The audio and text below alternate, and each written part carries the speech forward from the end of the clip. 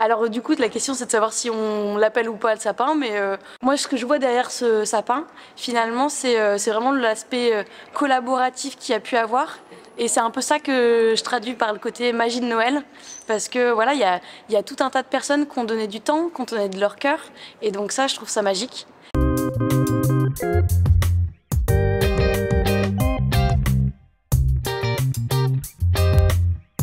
Déjà, un rapide historique, c'est que ça fait 3 ans que les agents des espaces verts organisent et créent des décors dans La Rochelle. Alors, il y a 2 ans, c'était un peu dans les quartiers et puis les marchés de Noël. Et l'année dernière, c'était dans la cour de l'hôtel de ville. C'était un voyage assez enchanté où on pouvait se faire photographier sur le traîneau du Père Noël, etc. Et déjà l'année dernière, on n'avait pas fait de sapin de Noël. En fait, on avait fait un sapin en 2 dimensions qui était accroché de chaque côté de montant de l'hôtel de ville et qu'on avait décoré. Et personne ne s'était aperçu qu'il n'y avait pas de sapin parce qu'il y avait ce décor dans l'hôtel de ville. Et puis cette année, on a décidé de mettre le décor un peu enchanté comme ça dans le cloître Saint-Michel à côté de la CDA. Et on s'est dit, on ne peut pas laisser quand même l'hôtel de ville sans rien. On voulait faire déjà un rappel, enfin pour inciter les gens à aller bien sûr au cloître, mais on s'est dit, ce qui est important, c'est d'avoir l'esprit de Noël à l'hôtel de ville et d'être dans notre politique de récupération, d'anti-gaspillage, de sobriété, de transition, parce que on vient quand même d'avoir la 5e étoile, vous savez, le côté gold, comme quoi on est une ville en transition écologique et énergétique. Donc, on a pris les 2 structures qu'il y avait l'année dernière sur les montants de l'hôtel de ville, on les a rassemblées pour faire un sapin de 5 mètres en 3 dimensions, du coup en relief. Et après, pour la déco, vraiment, on a voulu quelque chose de participatif et on s'est adressé aux héritiers de la Récup. Alors les héritiers de la Récup, c'est une asso qui fait des ateliers intergénérationnels, donc autour du réemploi. L'idée c'est vraiment de sensibiliser au réemploi, à la seconde vie. Et donc pour ça on s'appuie sur des supports d'ateliers. Enfin l'atelier est un support et on fait des ateliers bricolage, couture, jardinage, réparation et cuisine sur la CDA de La Rochelle et l'île de Ré. En fait, le centre horticole de la ville de La Rochelle nous a contactés en nous disant voilà, nous on a un sapin qu'on aimerait décorer d'une toile blanche et avec une guirlande du coup en sapin, et on aimerait par-dessus mettre des éléments de décoration qui seraient faits uniquement à partir de réemploi et de matériaux naturels. Donc ça a été très simple, ça a été un peu de regarder dans un premier temps avec nos bénévoles, les membres de l'asso, ça a été de regarder de tout ce qu'ils avaient récupéré et ce qu'on pouvait en faire. Donc il y avait des chutes d'imprimerie, il y avait tout un tas d'éléments naturels, donc des costes féviers d'Amérique, du bambou, des pommes de pin, il y avait aussi des adhésifs de récup, des éclats de miroir, enfin voilà, tout un tas de choses. Et l'idée, ça a été de réfléchir ensemble à qu'est-ce qu'on peut proposer comme élément de décoration qui soit dans l'esprit de Noël. Et après, en fait, on a du coup été avec un temps de créativité avec les agents de la ville, qui ont en charge le sapin. Et l'idée, c'était un peu d'améliorer aussi les décorations. Eux, ils ont réfléchi du coup à ce qu'ils pouvaient mettre en haut du sapin.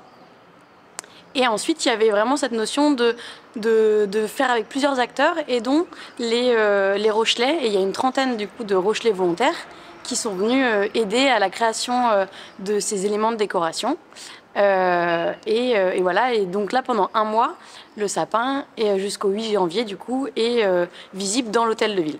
Et donc vous avez travaillé uniquement pour ce sapin, ou il y a d'autres endroits où on peut retrouver le travail des héritiers de la Récup dans les décos?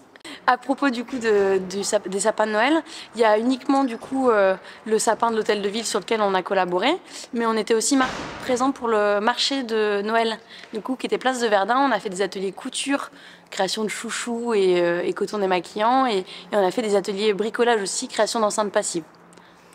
Tu as dit 30 personnes, alors je ne sais pas si ça comprend les services de la ville ou uniquement les bénévoles des héritiers de la Récup. faire les décos du sapin de Noël, 30 personnes, ça fait beaucoup de monde. Comment vous êtes mis d'accord pour trouver les idées décoratives? Comment ça s'est organisé? Ça s'est fait vraiment du coup en plusieurs temps. En fait, il y a d'abord un travail avec du coup les bénévoles des héritiers de la Récup.